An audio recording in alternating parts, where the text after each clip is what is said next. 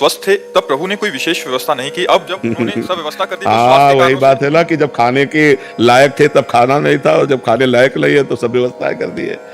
और जब पाने को था तो 8-8 दिन भोजन नहीं मिला कि भाई अच्छे से पाओ। अब जब 8 बार पाले तो भी व्यवस्था है, तो पाने की पर बड़ी कृपा है भगवान की कि ऐसी परेशानियों के बीच में भी वो अपनी शरण में रखे हैं, अपने चरणों में रखे हैं, और चर्चा हो जाती है भगवान की, ये बड़ी कृपा है। महाराज जी कह रहे हैं कि प्रभु जब इतना भारी प्रारब्ध महाराज जी हो सकता तो अपने बच्चों की जरूरतों के समय उनकी पूरी क्यों नहीं करते महाराज जी, जब चाहिए था तभी दे देते। आज उनका खेल ही ऐसी है कि बड़े लीला बिहारी है, बड़े लीला बिहारी है। उनकी हरी तेरी गति लख न पड़े। सोचो, किसी के यहाँ बालक होता है तो उसको सुविधा दी जाती है, और आप जिनके बालक बनने आ रहे हैं उनकी हथकड़ी, बेड़ियां, जकड़ी, कंस के कारागार में विशेष कष्ट की परिस्थिति। वहां कौन रहे? अखिल लोक ब्रह्मांडों के स्वामी आ रहे, और देवकी वसुदेव के हाथ पैर में बेड़ियां जकड़ी हुई है, और दुष्ट राक्षसों का कड़ा पहरा है कंस का। किसी भी तरह की कोई सुविधा ना दी जाए। भारी कष्ट में 6 बच्चे मार डाले गए। कितना भयंकर कष्ट आप सोचो। पत्थर में पटक करके नवजात शिशुओं की हत्या कर दी गई, और दुष्ट राजा कठोर शासन में। और आ कौन रहे? सकल जगत का मंगल करने वाले भगवान कंस के कारागार में प्रकट हो रहे। देवकी जी देखकर अभी छक नहीं पा रही हैं कि वो आदेश कर रहे हैं हमको गोकुल में छोड़िया। क्या इतने सुंदर त्रिभुवन मोहन पुत्र को, जिसे एक क्षण भी अलग करना प्राण निकल जाए, देवकी जी को तुरंत वसुदेव जी की गोद में, और उस पुत्र की रक्षा हो, इसलिए गोकुल पधरा देती है। बड़ा विचित्र भगवान का लीला चरित्र है। इसलिए ये नहीं कहा जा सकता कि ऐसा भगवान ने क्यों नहीं किया। शायद उस समय भगवान सुविधा दिए होते तो हम ये चढ़ाई ना चढ़ पाते। जो साधना की चढ़ाई चढ़े वो चढ़ाई ना चढ़ पाते, फिसल जाते। भगवान ने इसीलिए वो हमको कठोरताएं दी, जिससे हम उन कठोरताओं के बल पर इस चढ़ाई को चढ़ पाए, और आज हम आप लोगों के सामने सेवा करने योग्य बने कि हम अपनी वाणी के द्वारा, अपने आचरणों के द्वारा आपको सुखी कर पाए। नहीं तो शायद है ऐसा ना हो पाता।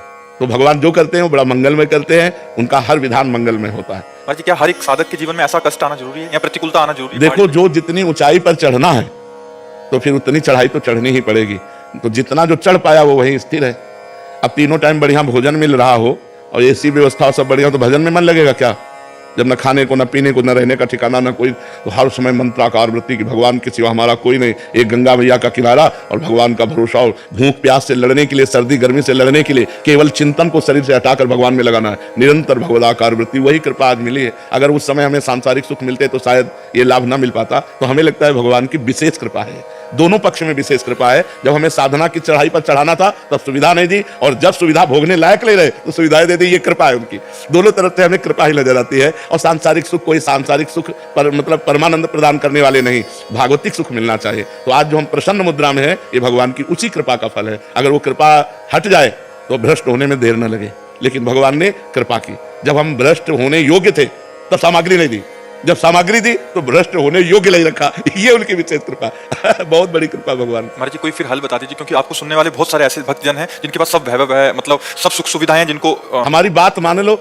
देखो, जो लाखों को सुधारने लायक बनाया जाता है ना, उसकी कड़ी परीक्षा होती है कि आप लाखों को लेकर के हमारे पास आओगे। तो इसलिए भगवान ने हमको ऐसी कड़ी परीक्षाओं में ऐसे रखा कि तुम तैयार हो और लाखों को पकड़ो और हमारे पास लेके आओ। तो तुमको उतनी कड़ी परीक्षा नहीं करनी, तुमको केवल हमारी बात माननी। बात मान लो तो तुम जहां हो वहीं से भगवत प्राप्ति की योग्य हो जाओगे। इसीलिए भगवान ने इतनी कड़ी परीक्षाएं, ऐसी परिस्थितियां डाल डाल करके पक्का किया है कि तुम हजारों का कल्याण कर सकते हो, हजारों को अपनी वाणी के द्वारा सुधार सकते हो। तो आप हमारी बात मान लो तो आपका कल्याण हो जाएगा, आपका मंगल हो जाएगा। आपको तपस्या, आपको वो कष्ट नहीं झेलने पड़ेंगे। जो कष्ट झेलकर हमने अनुभव किया वो बात तुम मान लो तो उसी से मंगल हो जाएगा। उस सब सुख सुविधाओं में रहते हुए कैसे भजन? बिल्कुल भजन होने लगेगा। हम कह रहे हैं हर सुख सुविधा को भगवान को समर्पित करो। जैसे हम ऐसे भोजन पाते हैं तो भोजन होता है, लेकिन जब हम भगवान को अर्पित कर देते तो प्रसाद होता है। और भोजन पाने से पुण्य क्षय होंगे, लेकिन प्रसाद पाने से पुण्य बढ़ेंगे। ऐसे हम नाथ सकल संपदा तुम्हारी, मैं सेवक समेत सुतनारी, संपूर्ण परिवार को भगवान का अर्पण भाव करके और सब में भगवत भाव करके नाम जप करते हुए हम व्यापार नौकरी जो भी करते हैं ईमानदारी से करें तो गृहस्थी में रहते हुए हम संत हैं, गृहस्थी में रहते हुए हम भगवत प्राप्त हैं।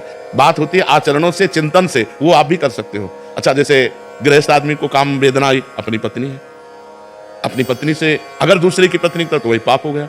ऐसे ही मोह सताया तो अपने पुत्र में गोपाल जी की भावना करो, मेरे भगवान पुत्र रूप में आए, तो आपका कल्याण है, आपका मंगल है। जैसे हम चराचर जगत में भगवत भाव कहते हैं, आप अपने परिवार में भगवत भाव करके मुक्त हो सकते हो। पर भाव करना पड़ेगा, सब में भगवत भाव करना पड़ेगा। तन मन धन सर्वस्व भगवान का मानना पड़ेगा, नाम जप करना पड़ेगा, और कोई पाप आचरण ना हो ये सावधानी रखनी पड़ेगी। तो गृहस्थ में रहते हुए सुखपूर्वक भगवान की प्राप्ति हो जाएगी।